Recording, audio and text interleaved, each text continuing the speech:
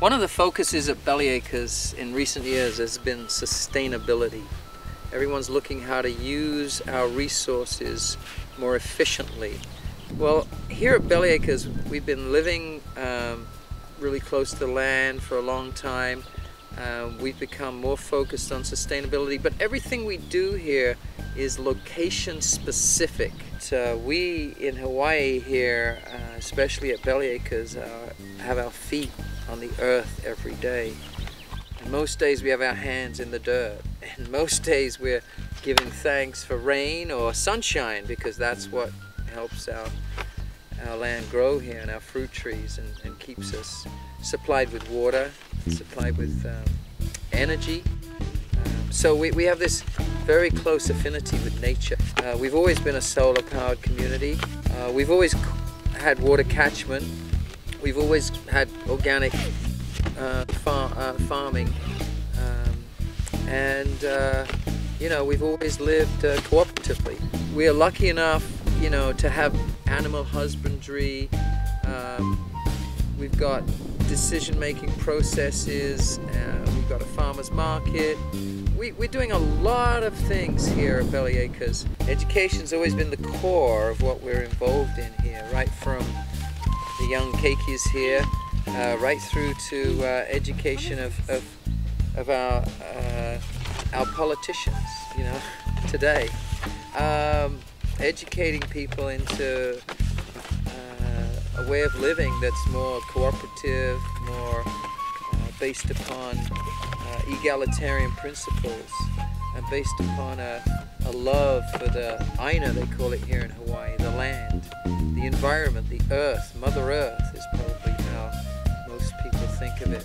And even if somebody leaves here and goes home and can't figure out anything, you know, to take back in terms of like saving the world, at least they are conscious of the fact that there are people like us out there, and we are doing it.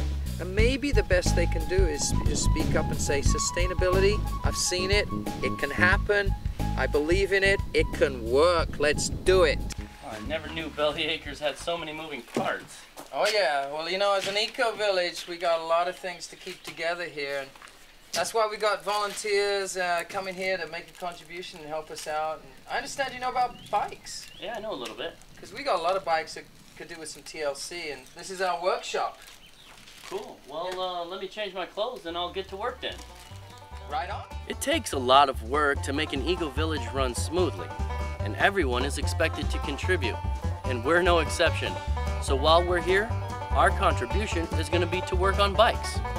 So let's get started. Brakes.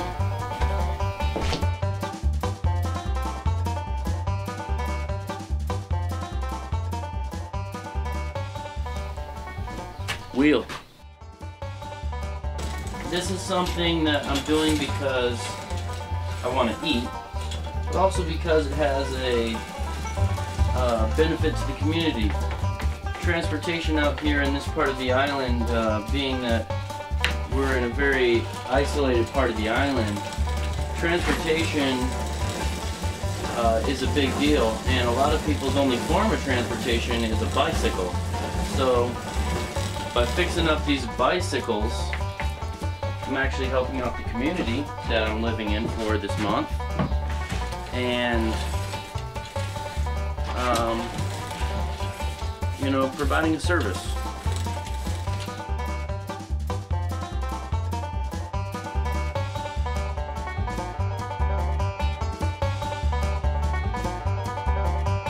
I just took the tire off this wheel, the back wheel. I took a little extra time since the wheel was off to go ahead and clean these gears up real good, lubricate them, clean them up with some WD-40. And now I'm going to put the inner tube and the new tire on, but before I do that, I'm going to fill this new inner tube up with air and make sure there's no holes in it. Alright, I just put some air in the tube. Looks like there's no holes. The thing about inflating the inner tube to test it out is you don't want too much air in there. The tire itself actually supports the structure of the inner tube. So if it doesn't have a tire wrapped around it, it could expand and blow up.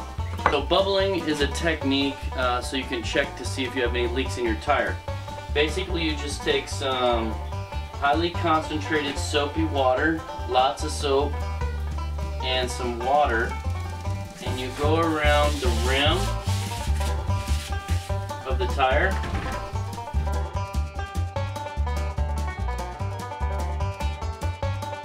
What will happen is, because of the soapy water, if you have any leaks, you'll see bubbles start to appear where the air is blowing out.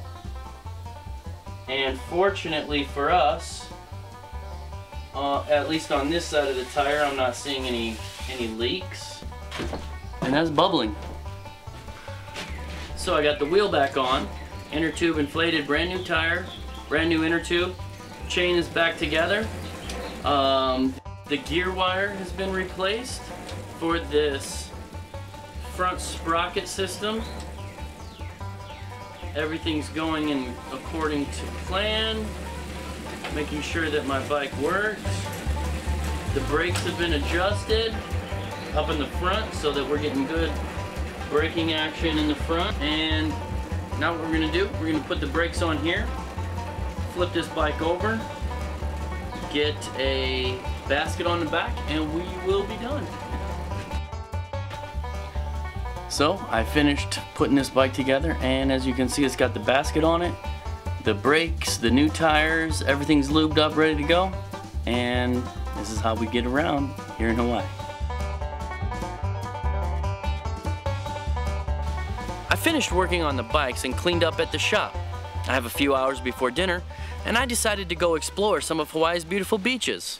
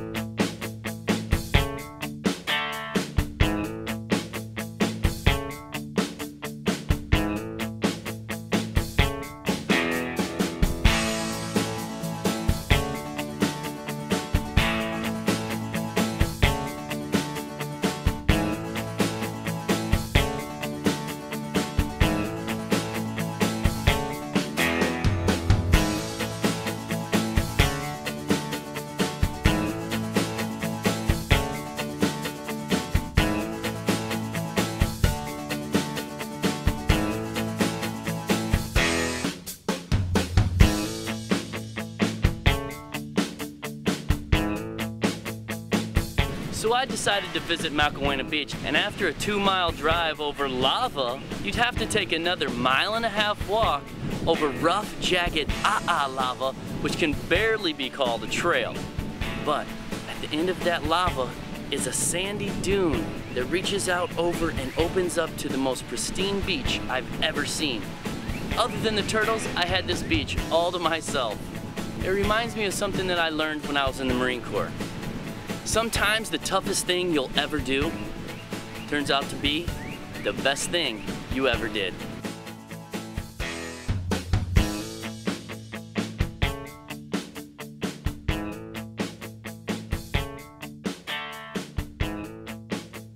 What a great day I've had here on the Big Island. The sun began to set, so I headed back to Belly Acres for dinner and a bonfire. Now, I'm not sure what tomorrow has in store, but I can guarantee you it's going to be another amazing day.